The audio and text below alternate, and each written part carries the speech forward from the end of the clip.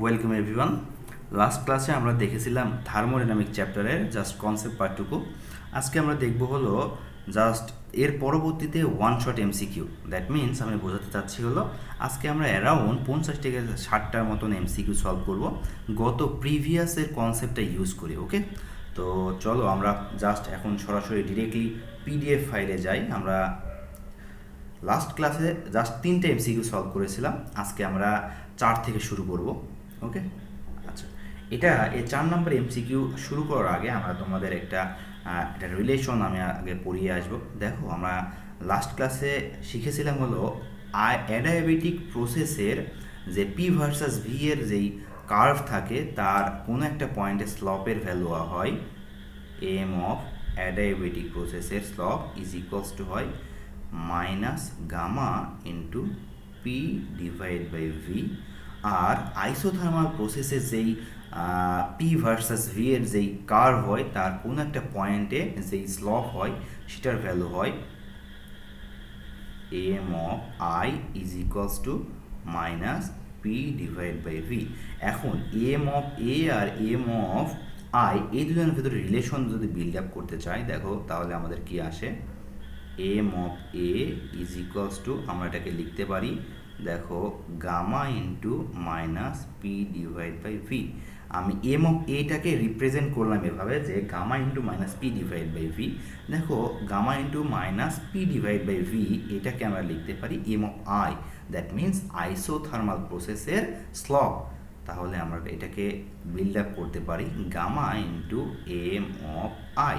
That means আমরা বুঝতে পারছি হলো যে অ্যাডায়াবেটিক প্রসেসের যে স্লপ এটা সমান সমান হবে আইসোথার্মাল প্রসেসের স্লপ ইন্টু গামা। এখন দেখো আমাদের প্রশ্নে আসি, বলা আছে which of the following relation is correct. দেখো বলা আছে এ নাম্বার অপশনে the slope of the adiabatic curve is equals to 1 by gamma into the slope of isothermal curve. অবশ্যই এটা না, কারণ কি আমরা জানি কি অ্যাডায়াবেটিক প্রসেসের slope is equals to gamma into 1 by gamma into M of I, মানে আইসোথার্মাল প্রসেসের স্লপ। এখানে দেখো অপশনে বিতে বলা আছে the slope of adiabatic curve is equals to gamma into the slope of isothermal curve. অবশ্যই এটার সাথে আমাদের এই যেটা ফর্মুলা বিল্ড আপ করেছি এটা মিলে যাচ্ছে, তো আমাদের অ্যান্সার হবে কত, বি। তো আসো এবার 5 নাম্বার কোশ্চিনে আসি। দেখো 5 নাম্বার কোশ্চিন এটা বলা আছে একটা স্টেটমেন্ট আমরা বলা আছে এবং এই স্টেটমেন্টটা কার সেটা তোমাকে জিজ্ঞেস করেছে। Which scientist statement is this. এটা হলো একটা মেমোরাইজ পার্টের। ওকে, আমি বলে রাখছি এটা হলো মেমোরাইজ পার্ট। ওকে, আগে এবং এইটার অ্যান্সার হবে কেলভিন।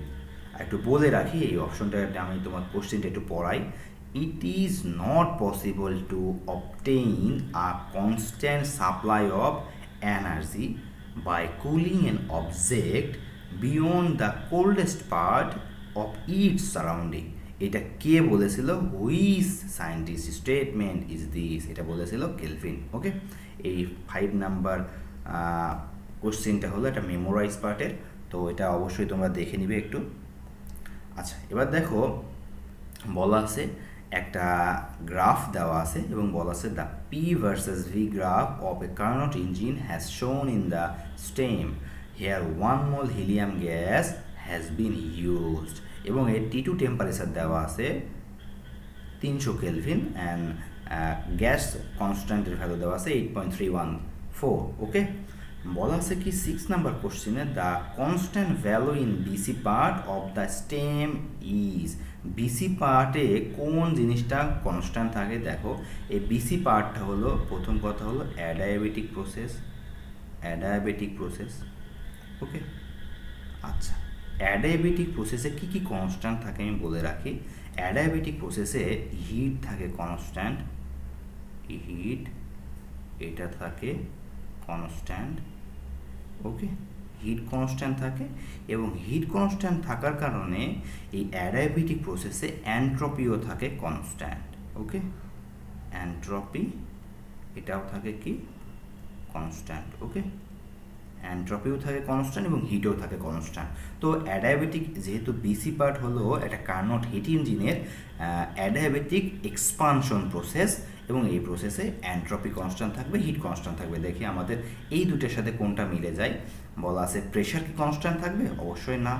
ভলিউম কনস্ট্যান্ট থাকবে? না। এন্ট্রপি কনস্ট্যান্ট থাকবে? হ্যাঁ। তাহলে আমাদের অপশনের ডি নাম্বার হবে অ্যান্সার। এবার বলা আছে অ্যাকর্ডিং স্টেম অনুযায়ী দেখো the equation T to the power gamma into P to the power 1 minus gamma is equals to constant obeys at AB part. আচ্ছা দেখো আমরা এবি পার্টটাকে দেখি।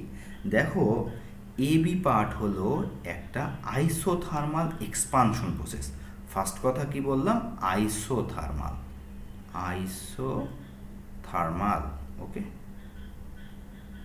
যেহেতু এটা আইসোথার্মাল এক্সপানশন এবং যেহেতু আইসোথার্মাল প্রসেসের জন্য আমরা অলওয়েজ একটা ফর্মুলা ইউজ করতে পারবো, সেটা হলো P1 V1 সমান সমান P2 V2। এর বাদে আমরা কোনো ফর্মুলা ইউজ করতে পারবো না এই আইসোথার্মাল প্রসেসের ক্ষেত্রে। তার মানে এদের উপর যদি গামা বা 1/গামা থাকে তাহলে সেটা আইসোথার্মাল প্রসেসের জন্য না।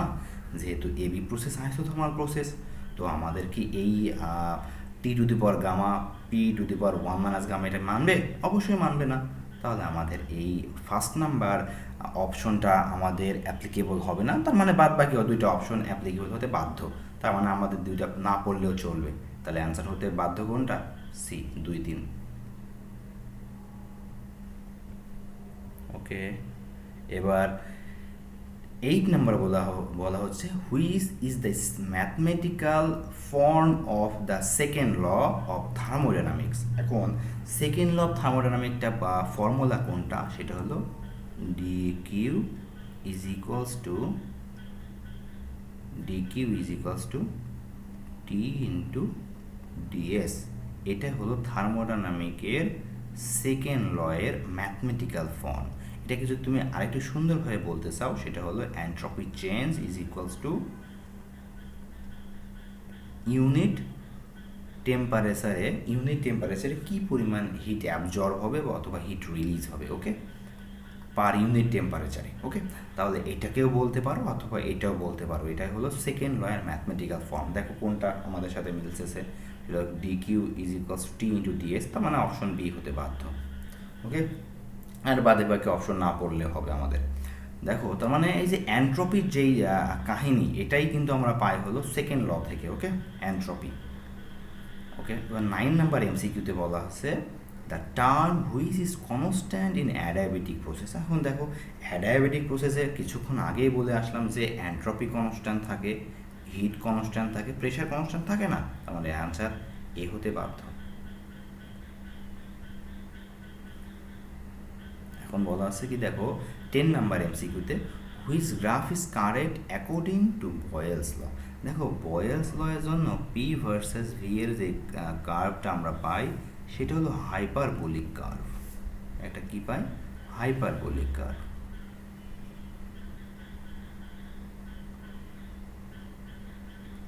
সো দেখো এদিকে যদি থাকে পি, এদিকে যদি থাকে ভি, তাহলে হাইপারবোলিক কার্ভটা আমরা পাই কোনটাতে? দেখো তো এই যে এইটাতে আমরা পাচ্ছি হাইপারবোলিক কার্ভ, আর বাদ বাকি সবগুলো এটা স্ট্রেট লাইন। এটা একটা হলো আমরা এক্সপোনেনশিয়াল, বা এটা তুমি বলতে পারো যে এটা হলো এক্সপোনেনশিয়াল। ওকে, আর এটা হলো ওই পরাবৃত্তাকার মানে প্যারাবোলা। ওকে, তো আমাদের এটার দরকার নেই, আমাদের অ্যান্সার হবে এ।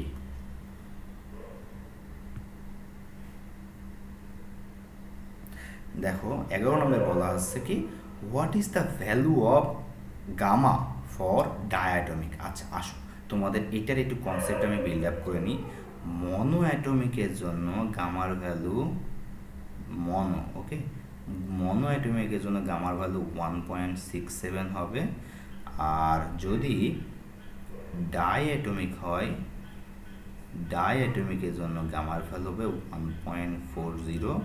যদি পলি অ্যাটমিক হয়, ওকে, পলি অ্যাটমিকের জন্য গামার ভ্যালু 1.33 হবে। তাহলে যেহেতু বলা আছে কি এখানে হলো ডাই অ্যাটমিক, তাহলে অ্যান্সার 1.40 হতে বাধ্য। এখন দেখো 12তে বলা হচ্ছে কি which law given below as the special form of first law of thermodynamics. দেখো ফার্স্ট ল অফ থার্মোডাইনামিক আগে এটা জানতে হবে কি, সেটা হলো dq সমান সমান du প্লাস dw।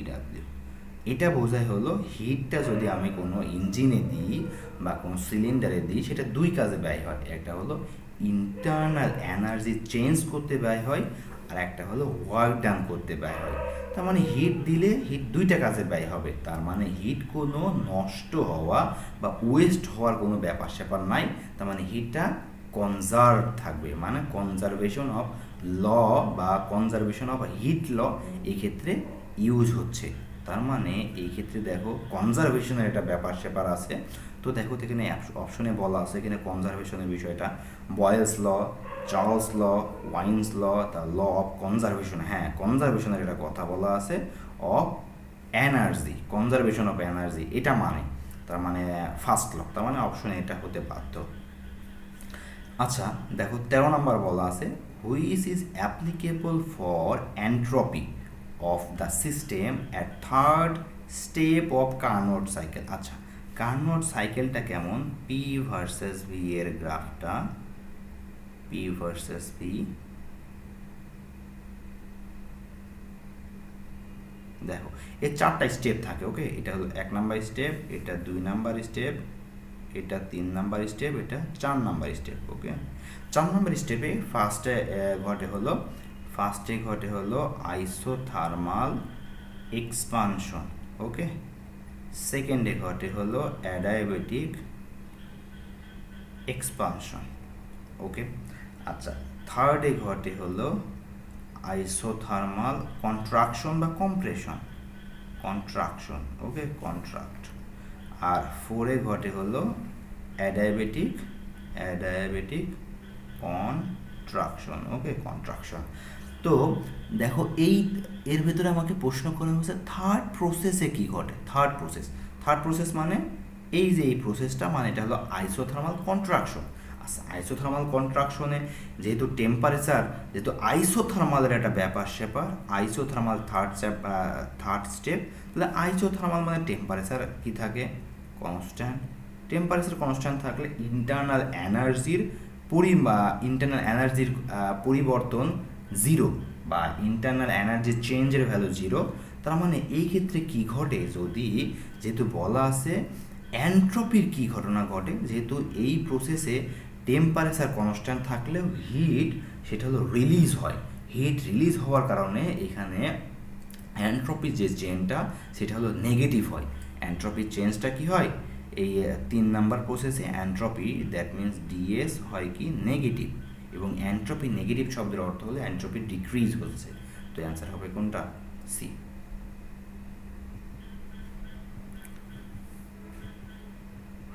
তো 14 নাম্বার প্রশ্নটা পড়ার আগে আমি তোমাকে একটা কনসেপ্ট দিয়ে নিই, সেটা হলো ফল্টি থার্মোমিটার আর একদম সুস্থ থার্মোমিটার, ফল্টি বা ভালো। ওকে, আমি এটা বলি, ফল্টি আর একটা হলো ভালো বা গুড থার্মোমিটার। ওকে, এর ভেতরে একটা রিলেশন আছে। সাপোজ গুড থার্মোমিটারের বললাম একটা সার্টিন টেম্পারেচারে তা সে তোমার টেম্পারেচার মেজার করে হলো এক্স। ওকে, আর আইস টেম্পারেচারে সে টেম্পারেচার মেজার করে এক্স অফ আইস, আর স্টিম টেম্পারেচারে সে মেজার করে X of steam. Okay, minus X of ice. এটা হলো গুড থার্মোমিটারের ক্ষেত্রে,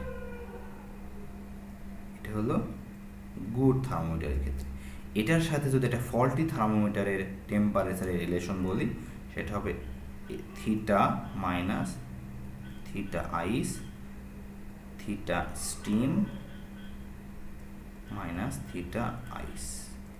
এটা হলো ফল্টি থার্মোমিটারের, সেটা হলো টেম্পারেচার মেজারিং যে ডাটাগুলো, FAULTY, faulty.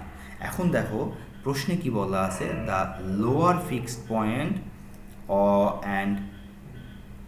And upper fixed point for faulty temperature, সেটা হলো 4 degree Celsius and 98 degree Celsius respectively, if the reading of thermometer 51 degree Celsius, then what will be the actual reading, মানে actual বা good থার্মোমিটারের ক্ষেত্রে সেই রিডিংটা কত দিবে। সাপোজ এখানে যেহেতু বলা আছে 4 ডিগ্রি সেলসিয়াস হলো lower fixed point, lower fixed point বলতে আইস টেম্পারেচার দেওয়া আছে, সেটা হলো 4 ডিগ্রি সেলসিয়াস, 4 ডিগ্রি সেলসিয়াস, তার মানে এটার ভ্যালু কত 4 ডিগ্রি সেলসিয়াস। আর আপার ফিক্সড পয়েন্টের ভ্যালু দেওয়া আছে 98 degree Celsius, that mean steam temperature দেওয়া আছে কত 98 ডিগ্রি সেলসিয়াস, এবং সে এই ফলটি থার্মোমিটার মেজার করতে পারে হলো 51 ডিগ্রি সেলসিয়াস কোনো একটা টেম্পারেচার, সেটা হলো 51 ডিগ্রি সেলসিয়াস। তাহলে এই সেলসিয়াস স্কেল যেটা হলো গুড সেলসিয়াস স্কেল, সেখানে এই 51 ডিগ্রি সেলসিয়াস টেম্পারেচারটা আসলে কত দেখাবে সেটা আমাদের মেজার করতে হবে। দেখো আমরা গুড সেলসিয়াস স্কেলের আইস টেম্পারেচার জানি হলো 0 degree Celsius, 0 degree Celsius, steam temperature জানি হলো 100 ডিগ্রি সেলসিয়াস। এখান থেকে জাস্ট আমাকে বের করতে হবে এই এক্সের ভ্যালু। আসো আমরা ক্যালকুলেটরে এক্সের ভ্যালু বের করি। এক্সের ভ্যালু ক্যালকুলেটরে যদি বের করতে চাই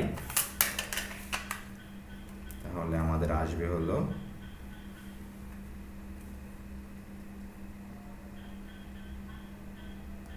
অ্যান্সার আসে হলো 50 ডিগ্রি সেলসিয়াস। ওকে, তাহলে আমাদের অ্যান্সার হবে অপশনের বি। আচ্ছা, এবার বলা আছে what will be the efficiency of heat engine if it is released 1/4 of absorbed heat. Okay, আচ্ছা আসো একটু এটা আন্ডু করি। আমি যেহেতু 15 নাম্বার অপশনটা মানে কোশ্চেনটা পড়াবো, দেখো একটু আন্ডু করে নিলাম। তো যেহেতু বলা আছে সেটা হলো if it is release heat যদি হয় 1/4 অফ অ্যাবজর্ব হিট। আচ্ছা দেখো তাহলে ইফিসিয়েন্সি কত হবে, ইফিসিয়েন্সি কত হবে। আসো প্রথম কথা হচ্ছে আমরা ইফিসিয়েন্সির ফর্মুলা জানি, সেটা হলো 1 minus Q2 divide by Q1 into 100%, যেখানে Q2 হলো রিলিজ হিট আর Q1 হলো absorb hit.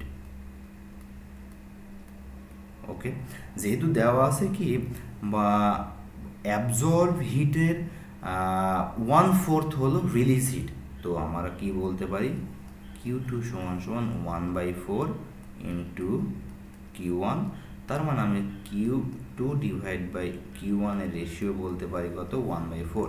Just Q2 divide by Q1 এর রেশিও এখানে বসাই দিব 1 মাইনাস 1/4 ইন্টু 100%, তাহলে আমাদের অ্যান্সার আসবে হলো 1 মাইনাস 1/4 ইন্টু 100, তো 75%। তো আমাদের অ্যান্সার ডি নাম্বার অপশন হবে। ওকে, তো আসো এবার আমরা 16 নাম্বার এমসিকিউ দেখি। 60 নাম্বার এমসিকিউ বলা আছে কি depending on which law of thermodynamics the refrigerator is made. আচ্ছা আসো, গত ক্লাসে আমরা বলেছিলাম হলো যে সেকেন্ড ল অফ থার্মোডাইনামিক, এটা ইউজ করে আমরা হিট ইঞ্জিন তৈরি করতে পারি, আরেকটা তৈরি করতে পারি সেটা হলো রেফ্রিজারেটর।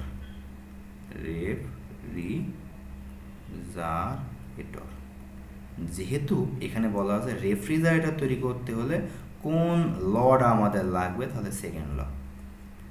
ওকে, এবার বলা আছে entropy. Okay, increase in natural changes, ন্যাচারালের কোনো চেঞ্জ হলে অবশ্যই এন্ট্রপি চেঞ্জ হয়, এটা অবশ্যই সঠিক।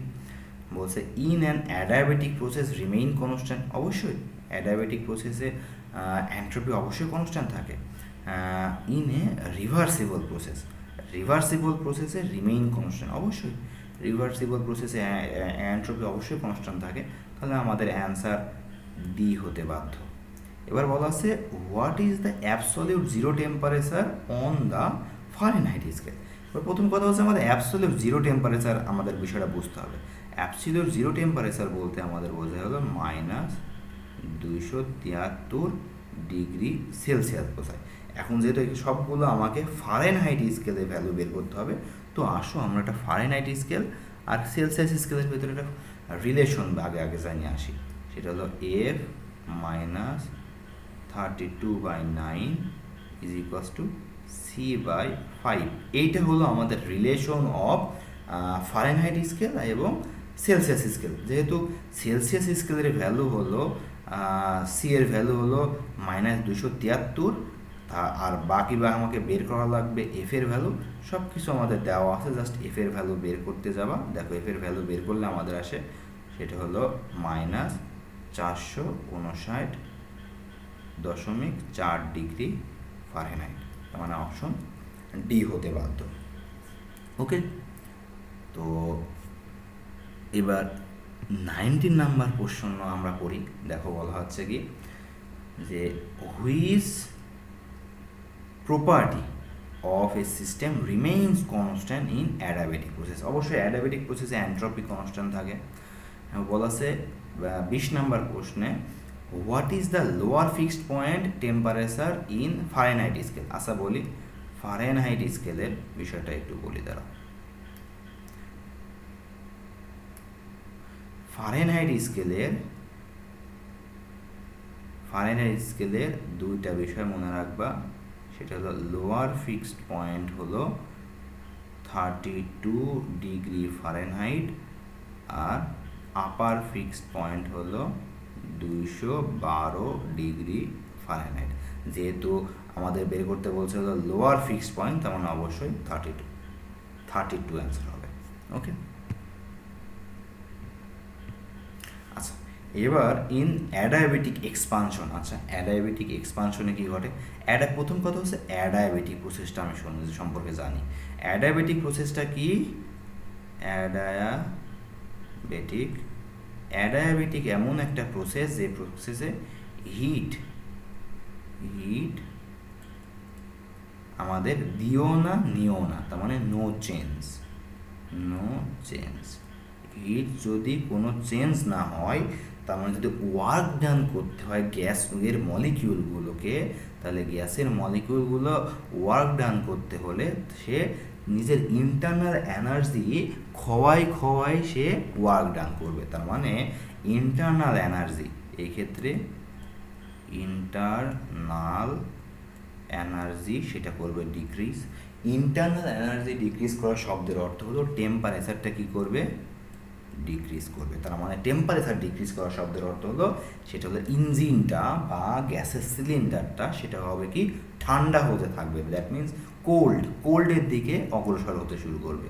তার মানে দেখো এটা বলছে কি অপশন আইতে দ্য সিস্টেম গেটস হট, অবশ্যই হট হবে না, মানে কোল্ডের দিকে ধাবিত হতে থাকবে। তাহলে বাদ বাকি দুইটা অপশন সঠিক হতে বাধ্য। দ্যাট মিনস 2 এবং 3। বলা আছে if the ideal gas constant is R for a monochromatic gas, তাহলে সিপি এর ভ্যালু কত? আচ্ছা আসো আগে সিপির সাথে আর এর যে রিলেশনটা সেটা সম্পর্কে জানি। CP molar specific heat at constant pressure. তাহলে এটার ভ্যালু বের করার ফর্মুলা হলো gamma into R divide by gamma minus 1। যেহেতু এটা মনো অ্যাটমিক গ্যাস বলা হয়েছে, মনো অ্যাটমিক গ্যাসের জন্য গামার ভ্যালু হলো 1.67। দেখো এই ভ্যালুটা জাস্ট এখানে বসাই দাও, দেখো রিলেশনটা পাবো হলো এটা গামার সাথে মানে আর এর সাথে সিপি এর রিলেশন পাবো হলো 5/2। ওকে,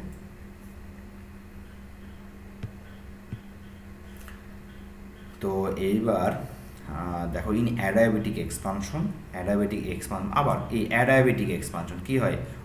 দ্য সিস্টেম গেট হট, অবশ্যই এটা না, তাহলে অপশন 2 হতে 3 হতে বাধ্য।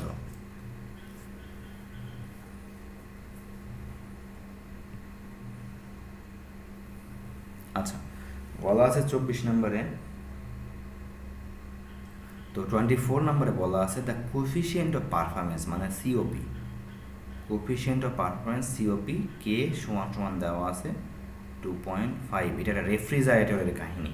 ওকে, যেহেতু বলা আছে রেফ্রিজারেটর, তো আমরা গত লাস্ট ক্লাসে রেফ্রিজারেটরের সিওপি বা কোফিশিয়েন্ট অফ পারফরমেন্সের ফর্মুলা শিখেছিলাম, কে সমান Q2 divide by work done. Okay, দেখো এখানে কি বলা আছে যে receives hit, that means Q2 এর ভ্যালু হলো, Q2 এর ভ্যালু দেওয়া আছে কি রিসিভস হিট, সেটা হলো 300 জুল। আর সিওপি দ্যাট মিনস কে এর ভ্যালু দেওয়া আছে 2.5। এখন বলা আছে কি the what amount of work must be performed on the outside per cycle to operate the refrigerator. তার মানে what amount of work done, that means work ডানের ভ্যালু বের করতে বলেছে। জাস্ট আমি ওয়ার্ক ডানের ভ্যালু বের করব, সেটা হলো কীভাবে যে 300 ডিভাইড বাই 2.5, তার মানে এটাও সেখানে যাবে, কে এর ভ্যালু এখানে চলে আসবে। তাহলে আমরা যদি ক্যালকুলেটরে ক্যালকুলেশন করি 300 ডিভাইড বাই 2.5, তো আমাদের অ্যান্সার আসবে 120, তার মানে 120। ওকে, তো 25 নম্বর প্রশ্নে বলা আছে what is the dimension of the entropy. আচ্ছা, এন্ট্রপির ডাইমেনশনটা আমরা শিখে আসো কীভাবে বের করতে হয়। আমরা এন্ট্রপি সমান সমান জানি, এন্ট্রপি চেঞ্জ বা এন্ট্রপি সেটা বলতে বোঝায় হলো ডিকিউ ডিভাইড বাই টি। ওকে, দেখো সেটা হলো ডিকিউটা হলো হিট চেঞ্জ, আর হিট চেঞ্জ মানে এনার্জি বা হিট, এর ডাইমেনশন হলো mL² T−2। আর টেম্পারেচারের আমরা ডাইমেনশন জানি থিটা, তো থিটা যদি সামনের দিকে ওঠে তাহলে আমাদের ডাইমেনশন আসবে হলো mL² T−2 θ−1। দেখো কোনটা মিলে, সি নাম্বার মিলছে, mL² T−2 θ−1। ওকে, সো এবার 26 নাম্বার বলা আছে কি which one is correct if the efficiency of the engine N, যদি ইফিসিয়েন্সি অফ ইঞ্জিন এন হয় তাহলে কোনটা সঠিক হবে। আচ্ছা দেখো, প্রথমে কার্নট হিট ইঞ্জিনের ক্ষেত্রে বলা হয়েছে কার্নট হিট ইঞ্জিনটা হলো সেই ইঞ্জিন যার উপরে কোনো ইফিসিয়েন্সির ইঞ্জিন আজ পর্যন্ত তৈরি করা সম্ভব হয়নি, তার মানে 100% ইফিসিয়েন্সির কোনো ইঞ্জিন তৈরি করা সম্ভব হয়নি। তার মানে আজ পর্যন্ত কোনো ইঞ্জিনের efficiency N is not equal to 1 হয়, তার মানে ইফিসিয়েন্সি 1-এর সমান হয় না, তার মানে 1-এর থেকে ছোট হবে কিন্তু তাও 1-এর সমান হবে না, তার মানে এন ইজ লেস দেন 1, এটা হতে বাধ্য প্রতিটা ইঞ্জিনের জন্য, তার মানে অবশ্যই বি নাম্বার অ্যান্সার হতে বাধ্য। এবার বলা আছে কি what is the efficiency of A Carnot engine working between এত ডিগ্রি সেলসিয়াস আর এত ডিগ্রি সেলসিয়াস। দেখো আমরা কার্নট হিট ইঞ্জিনের ক্ষেত্রে ইফিসিয়েন্সির ফর্মুলা শিখেছি, সেটা হলো n = 1 - T2 divide by T1 into 100%। Okay, দেখো এই যে T2 আর T1 অবশ্যই আমাদের কেলভিনে নিয়ে যাইতে হবে। তাই T2 হলো কম টেম্পারেচার, যেটা হলো 75, এই 75 যদি 273 দ্বারা যোগ করি তাহলে এটা কেলভিনে কনভার্ট হয়ে যাবে। আর T1টাকে যদি আমি 273 যোগ করি মানে 175 প্লাস 273, তাহলে আমাদের ক্যালভিনে কনভার্ট হয়ে যাবে। তো এর সাথে 100% গুণ করলে ইফিসিয়েন্সি চলে আসবে। তো ক্যালকুলেশন করি, আমাদের অ্যান্সার আসবে 1 - 75 plus 273 divide by 175 plus 273 into 100%। তো আমাদের অ্যান্সার আসছে হলো 22.32 বা 22.3। তো অ্যান্সার ডি হতে বাধ্য। বলা আছে for mono atomic gas CP divide by সিভির রিলেশন ভ্যালু কী হবে। দেখো সিপি ডিভাইড বাই সিভি সমান হলো গামা, যেহেতু গামার ভ্যালু হলো মনো অ্যাটমিকের জন্য 1.67, তো অ্যান্সার হবে 1.67 ডি। ওকে, বলা আছে এবার দেখো 29 নাম্বার বলা আছে internal energy of A gaseous medium depends on কোন কিসের জন্য। দেখো ইন্টারনাল এনার্জি যাই বলুক না কেন, ইন্টারনাল এনার্জির ফর্মুলা হলো ডিইউ = NCV/dt। এটা যে কোনো মাধ্যমের ক্ষেত্রে আনচেঞ্জ থাকবে, তার মানে ডিইউ = NCV/dt, তার মানে এটা ডিপেন্ডস করে কিসের উপরে, টেম্পারেচারের উপরে, তাহলে অবশ্যই depends on temperature. For adiabatic চেঞ্জের জন্য PV to the power gamma, এটা ঠিক আছে। টেলিভিশনের দর্শক একজন কম, এটা ঠিক আছে। যেহেতু এটার কাছে প্লাস আছে তার জন্য এটা বাদ, মানে এটা হবে না। প্লাসের কোনো ফর্মুলা নাই যে সেটা অ্যাডাবেটিক প্রসেসের ক্ষেত্রে। TV to the power gamma minus one, এটা ঠিক আছে। তো অ্যান্সার হবে 1 আর 2, তেমন অপশন এ হতে বাধ্য।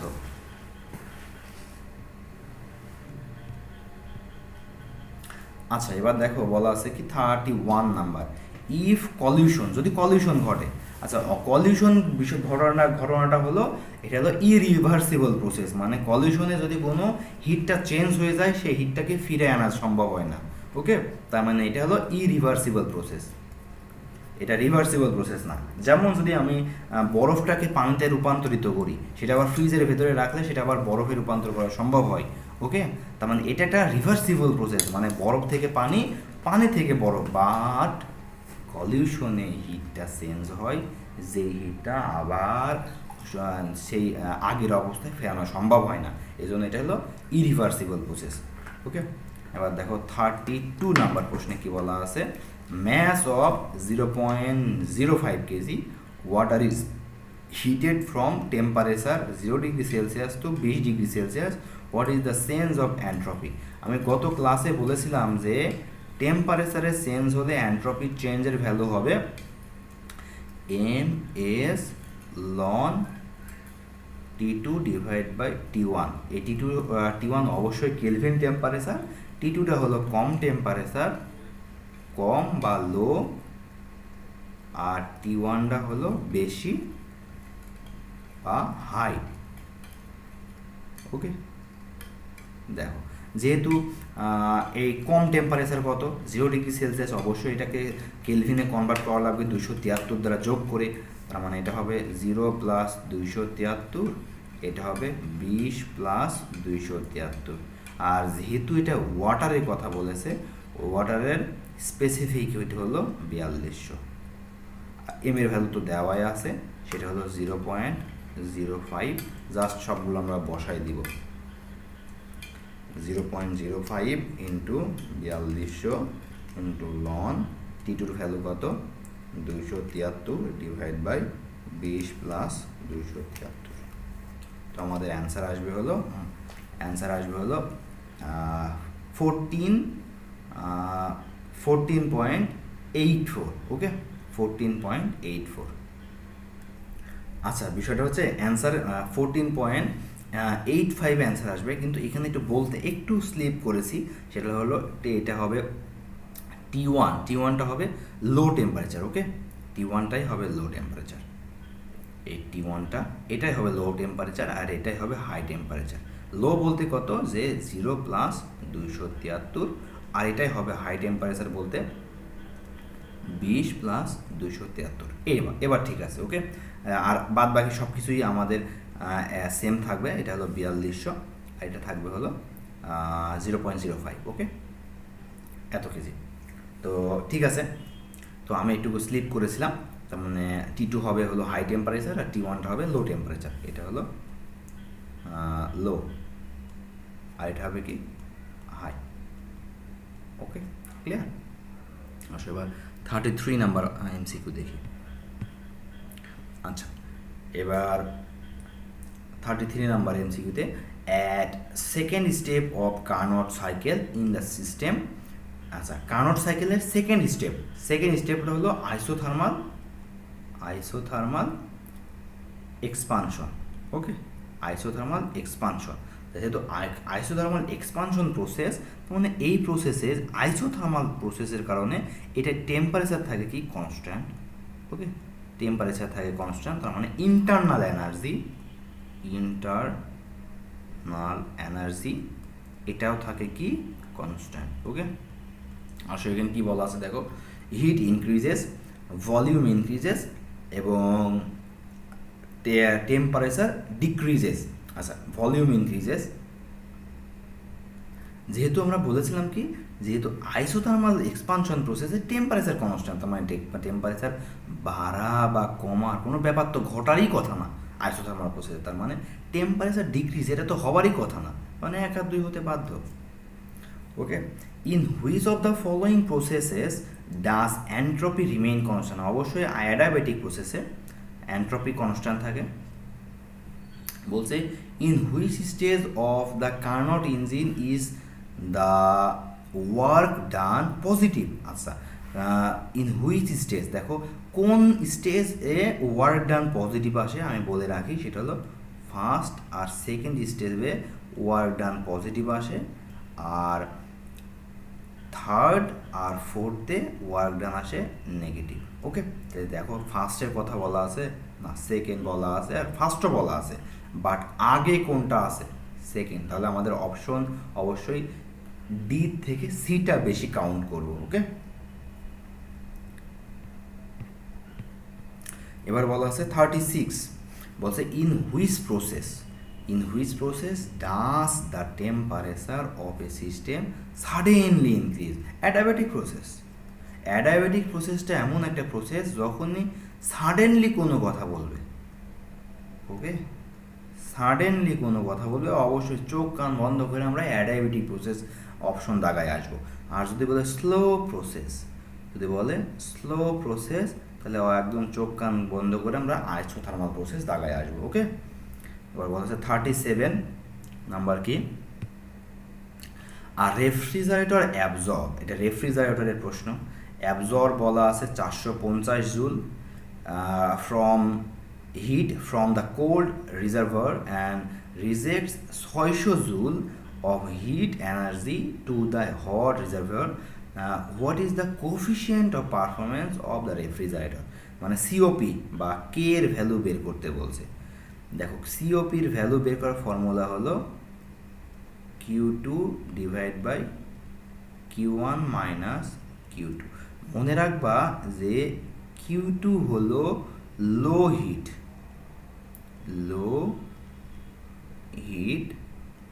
আর Q1 হলো হাই হিট। দেখো এখানে লো হিটের ভ্যালু কত দেওয়া আছে? 450। আর হাই হিটের ভ্যালু দেওয়া আছে কত? 600 জুল।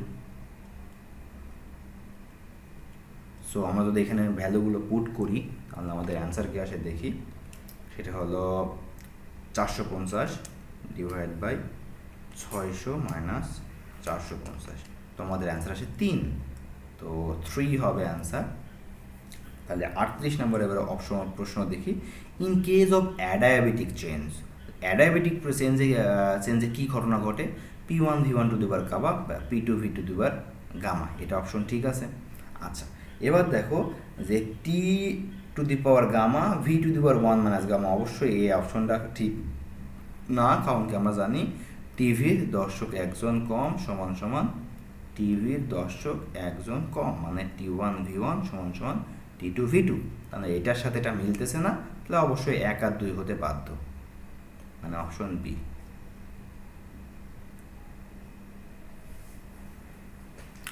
আচ্ছা, দেখো এবার 39 নম্বর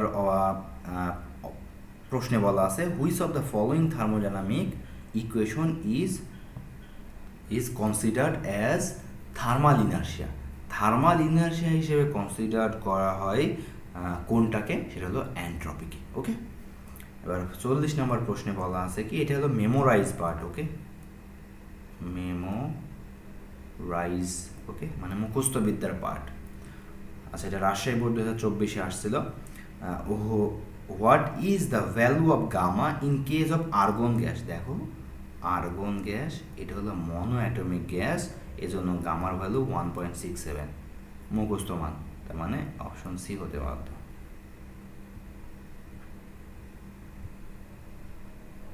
আচ্ছা, এবার দেখো বলা আছে 41 নম্বর প্রশ্নে যে thermodynamic temperature to the thermodynamic substance is অবশ্যই proportional. Thermodynamic temperature to the thermodynamic সাবস্টেন্সের কি? প্রপোর্শনাল। এটা হলো মেমোরাইজ পার্ট।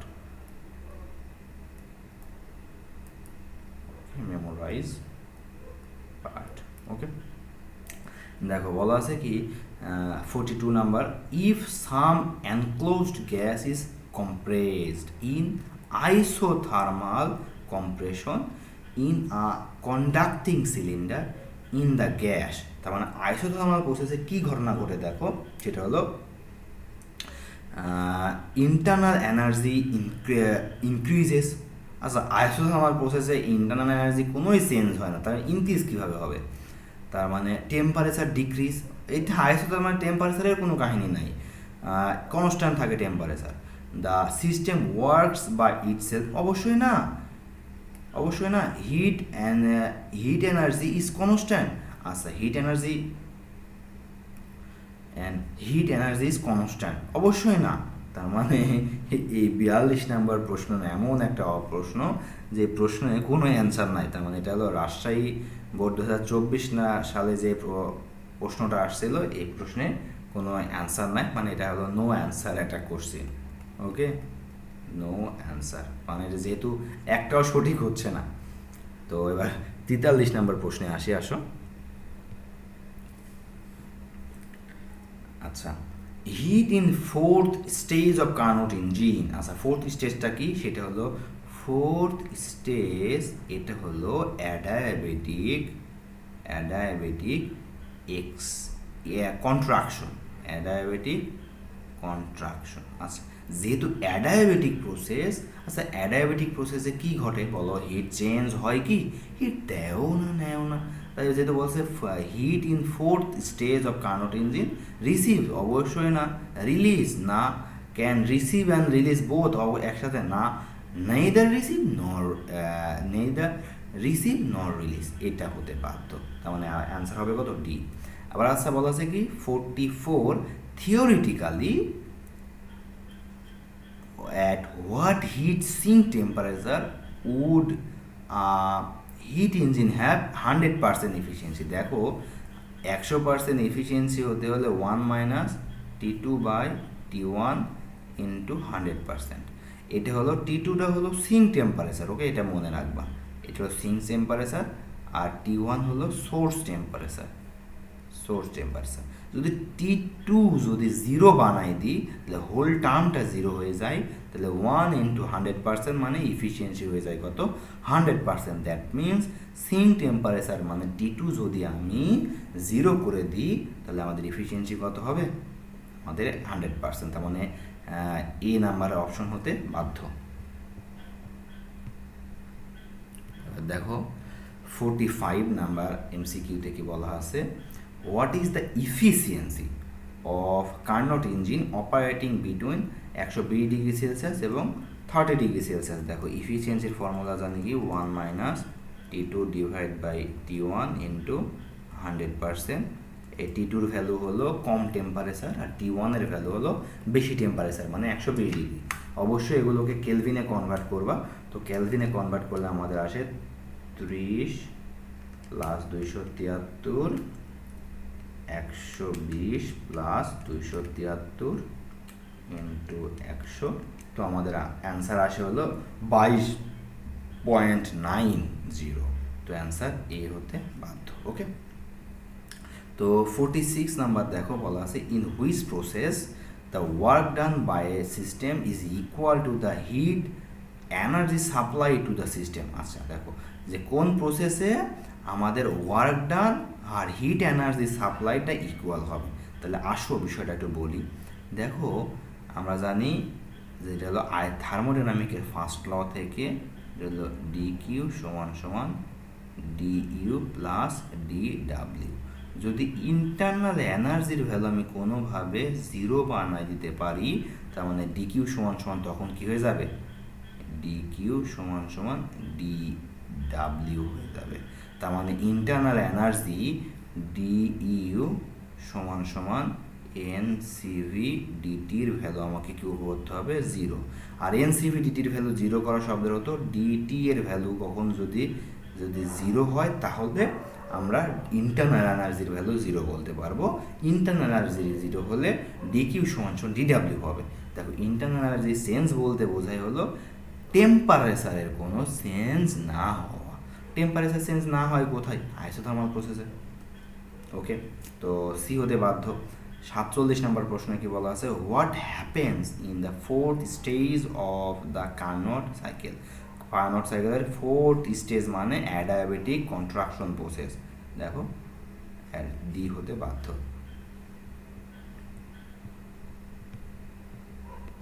তো 48 নাম্বার প্রশ্নে বলা আছে কি দেখো, যে 200 joule of work done by a supplied এত joule of heat engine to a gas enclosed in a cylinder at constant pressure, how many joules will be the change in internal energy? দেখো আমরা formula জানি থার্মোডাইনামিকের first ল, dq সমান সমান du plus dw। যেহেতু আমাকে internal এনার্জির চেঞ্জের value বের করতে বলেছে, তো আমাদের du এর ফর্মুলা আসবে, সেটা হলো dq মাইনাস dw। দেখো হিট চেঞ্জের ভ্যালু দেওয়া আছে কত, 400 জুল হিট এনার্জির ভ্যালু দেওয়া আছে 400 জুল। তো 400 মাইনাস ওয়ার্ক ডানের ভ্যালু দেওয়া আছে 200 জুল অফ ওয়ার্ক ডান, তার মানে 400 মাইনাস 200, দ্যাট মিনস 200 জুল হবে হলো ইন্টারনাল এনার্জির চেঞ্জ, তার মানে এ হতে বাধ্য।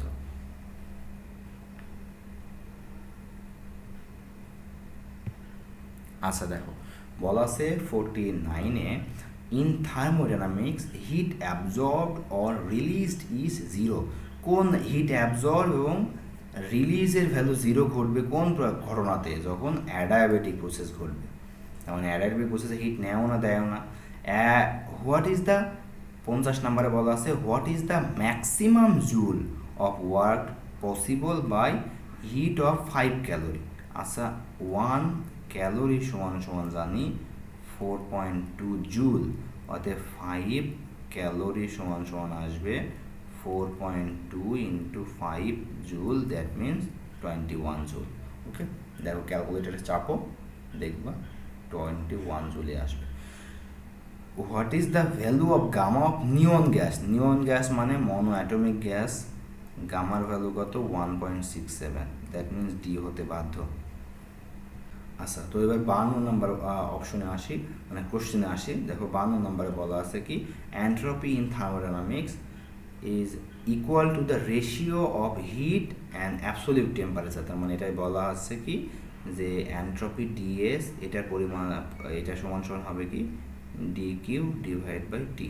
অবশ্যই এটা আমাদের এন্ট্রপি চেঞ্জের ভ্যালুর সাথে মিলে যায়, মানে 1 নম্বর option right. Indicates the direction of heat conduction, মানে হিট কোন দিকে কন্ডাক্ট করবে এটার ফ্লো বোঝাবে, ইন্ডিকেট করবে, তাহলে অবশ্যই এটা ঠিক আছে। Felt like temperature and pressure, প্রেশারের মতন না, অবশ্যই এটার মতন না, তাহলে অপশন 1 আর 2 হতে বাধ্য, অতএব অপশন এ হতে বাধ্য। ওকে, এবার 53 বলা আছে কি, adiabatic process obeys is Boyle's law. না না না, কখনোই না, অ্যাডায়াবেটিক প্রসেস বয়েলস ল মানে না, তার মানে অপশন 2 আর 3 হতে বাধ্য। What is the molar specific heat of ozone gas? দেখো ওজোন গ্যাসের জন্য গামার ভ্যালু হলো 1.33। কেন বলো তো, ওজোন গ্যাস হলো O3, এটা হলো পলি অ্যাটমিক। ওকে, এবার বলা আছে কনস্ট্যান্ট প্রেশারের মোলার স্পেসিফিক হিটের ভ্যালু কত হবে, তার মানে সিপি এর ফর্মুলা জানি gamma into R divide by gamma minus 1। দেখো এর ভ্যালু বসাইলে আমাদের অ্যান্সার কত আসে, গামার ভ্যালু 1.33 ডিভাইড বাই 1.33 মাইনাস 1 তাই ইন্টু 8.314। তো আমাদের অ্যান্সার আসছে 33.50। দেখো তো 33.50 বা 49 লেখা আছে কোন জায়গায়, এই যে, অপশন ডি হতে বাধ্য। বলা আছে 55 কোশ্চেন বলা আছে, which of the following is not correct, মানে সঠিক না, ঠিক আছে। বলছে work done in isochoric process is zero, অবশ্যই এটা সঠিক, মানে রাইট। অ্যাডায়াবেটিক চেঞ্জ অবিজ বয়েলস ল, অবশ্যই এটা মানে না, এটা সত্যি না, তার মানে এটি সত্যি না, মানে কোনটা নট কারেক্ট, কোনটা সঠিক না, তাহলে অবশ্যই এটা সঠিক না, তাহলে এটা অ্যান্সার হতে বাধ্য। অ্যাডায়াবেটিক চেঞ্জ অবিজ বয়েলস ল, না অবশ্যই চেঞ্জ মানে না বয়েলস ল। আচ্ছা এবার 56 নাম্বার বলা আছে, দেখো এটা একটা গ্রাফ দেখানো আছে, এটা হলো আইসোথার্মাল গ্রাফ, এটা হলো অ্যাডায়াবেটিক গ্রাফ। এ পয়েন্ট থেকে অবশ্যই দুইটাই যাত্রা শুরু করেছে, মানে স্টার্ট করেছে। এখন দেখো দুইটাই হলো কিন্তু হাইপারবোলিক কার্ভ। ওকে, বলা আছে কি the slope of adiabatic line at point A. দেখো অ্যাডায়াবেটিক প্রসেসে আমরা স্লপ জানি, সেটা হলো minus gamma into P divide by V.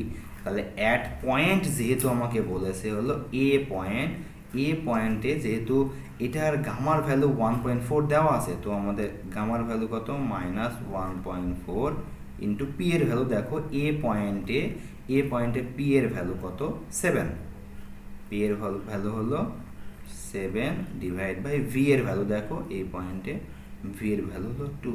তো আমাদের অ্যান্সার কত আসে দেখি, আমাদের অ্যান্সার আসবে হলো 1.4 into 7 divide by 2, that means আমাদের অ্যান্সার আসবে হলো 4.9।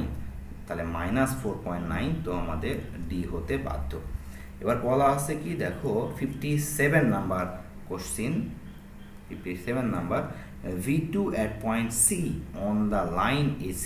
দেখো সি পয়েন্ট কোনটা, এই যে সি পয়েন্ট, এটা একটা আইসোথার্মাল লাইনের ওপর অবস্থান করতেছে। তাহলে ফার্স্ট পয়েন্ট হলো এ, সেকেন্ড পয়েন্ট হলো সি। এই পয়েন্টের ক্ষেত্রে আমার ফর্মুলা জানি হলো P2 V2 সমান সমান কি P1 V1। তো V2 এর ভ্যালু যেহেতু বের করতে বলেছে P1 V1 divide by P2। তো আমাদের P1 এর ভ্যালু কি জানি, দেখো P1 এর ভ্যালু আমাদের ফার্স্টে দেখো 7, V1 এর ভ্যালু হলো 2, এটা হলো 7, এটা হলো 2। আচ্ছা P2 এর ভ্যালু দেখো সি পয়েন্টে প্রেশারের ভ্যালু দেওয়া আছে 3। তো আমাদের ক্যালকুলেশন করলে কি আসে দেখো, সেটা হলো 7 ইন্টু 2 ডিভাইড বাই 3। তো আমাদের অ্যান্সার আসছে হলো 14/3। তো আমাদের অ্যান্সার এ হতে বাধ্য।